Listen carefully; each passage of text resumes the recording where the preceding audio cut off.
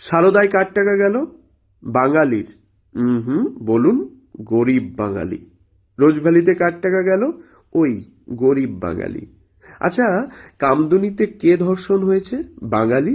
Park স্ট্রিটে বাঙালি, ল কলেজে বাঙালি, হাঁসখালিতে বাঙালি, আরজি করে বাঙালি। যে 26,000-এর চাকরি গেল তারা কারা? তারাও বাঙালি। কোথায় সরকারি চাকরির জন্য লক্ষ লক্ষ টাকা দিতে হয়, ভ্যাকেন্সি থাকা সত্ত্বেও নিয়োগ হয় না? কেন? এই বাংলায়। আচ্ছা, কোথায় সাদা খাতা জমা দিলেও চাকরি পাওয়া যায়? বাংলায়। কোথায় স্বাস্থ্য, শিক্ষা, প্রশাসন, পুলিশি ব্যবস্থা চুল হয়ে গেছে? কেন? এই বাংলায়। কোথায় সরকারি কর্মচারীদের ডিএ পাওয়ার জন্য আদালতে দৌড়তে হয়? এই বাংলায়। কোথায় ভোটে হিংসার জন্য 7 দফা, 8 দফা, 9 দফা ভোট করাতে হয়? কেন? এই বাংলায়। কোথায় একটা পার্টি ক্ষমতায় একবার এলে আর যেতেই চায় না? এই বাংলায়। কোথায় টাটার মতো শিল্পপতিদের আন্দোলন করে তাড়িয়ে দেওয়া হয় জানেন? কেন? এই বাংলায়।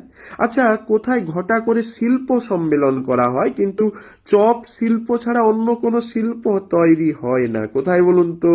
কেন? এই বাংলায়। আচ্ছা, কোথাকার লোকজনকে চিকিৎসা করাতে ভেলোর, চেন্নাই যেতে হয়? কেন? এই বাংলার মানুষকে যেতে হয়।